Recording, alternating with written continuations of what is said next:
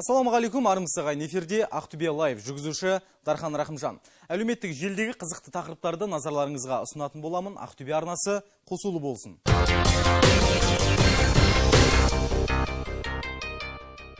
Құрметті достар, бағдарламаны әдемі көңіл күймен бастайық. Күз келді, жылы киіну керек. Сауда үйіне барып, киім қарап жүрсіз. Кенет қасыңыздағы манекен қозғалса, қимылдаса, сәлем берсе, қандай көңіл күйде боласыз? Көрейік.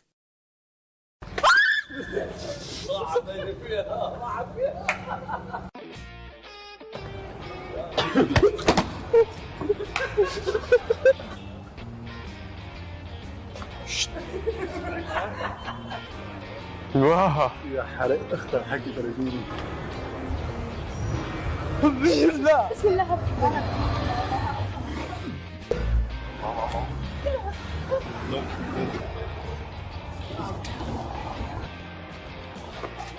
Oh my god. I take it straight. ظبطت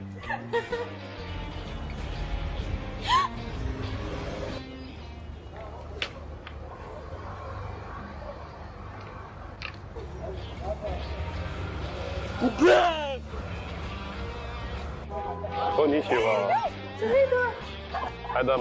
Үйлену оңай, үй болу қиын. Бойдақ жастардың қатарын азайтып, отау құруға шақырады вайнерлері. Көрейік, Инстаграмда жастар арасында Ратбек деген атпен танымал әзілкеш жігіт мынадай жақсы идея тастапты.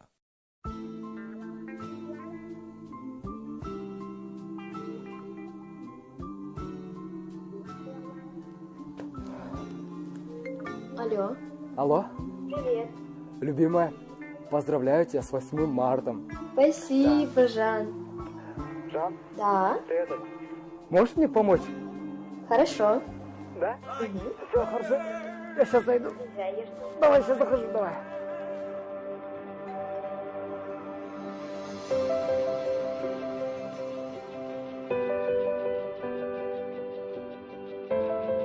Мам, с праздником, это вам. Привет тебе. Ой, айналайын жаным. Наконец-то. Ең жақсы сый өз қолыңмен жасаған сыйлық дейді. Жігіттер, анамызға осылай сый жасап, қуантып жүрейік.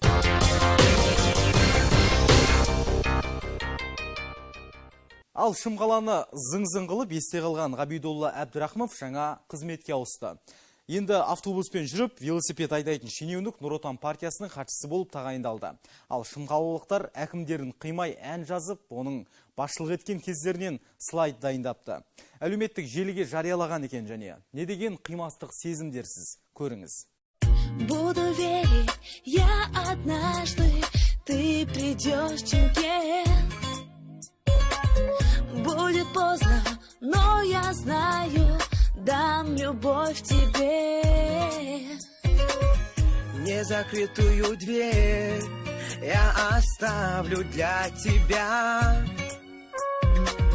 Я люблю, ты поверь, Шымкент твоя судьба. Как дела, Ғабидолла, так возьмешь и уйдешь от меня. Только ты чиновник сладких моих грез. Как дела, Ғабидолла, так возьмешь и уйдешь от меня.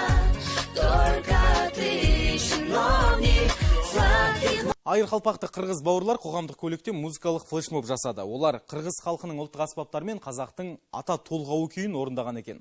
Флешмоб екі ел арасында алауыздық болмасын, қаны бір бауырымыз, татулығымыз тұғырлы болсын деген мағынада. Қырғыз, қазақ бір туған деген ғой. Тамырымыз бір халықтың, осылайша біздің елге жасаған ілтипаты жүректі елжіретті.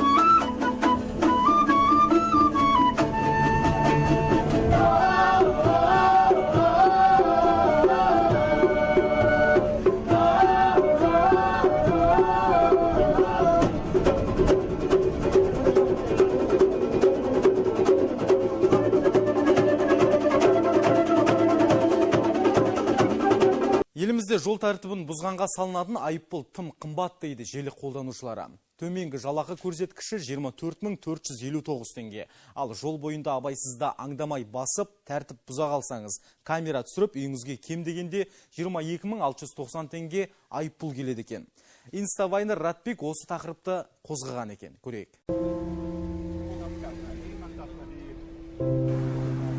Пап, я хочу велик.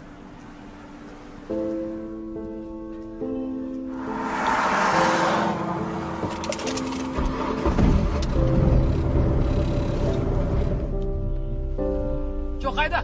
Абай сайны. Кет.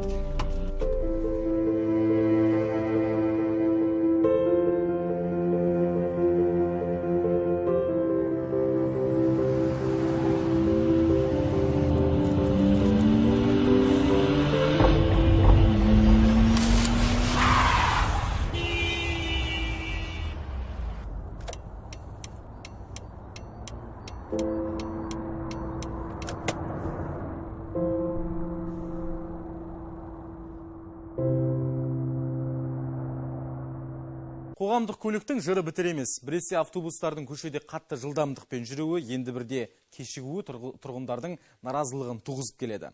Ақтөбе Зелла инста парақшасына қаладағы 2-ші номерлі автобустағы адамның тығыздығын түсіріп салған екен. Осылайша тұрғын қоғамдық автобустар жиірек қатынаса деп өтініш білдіріпті.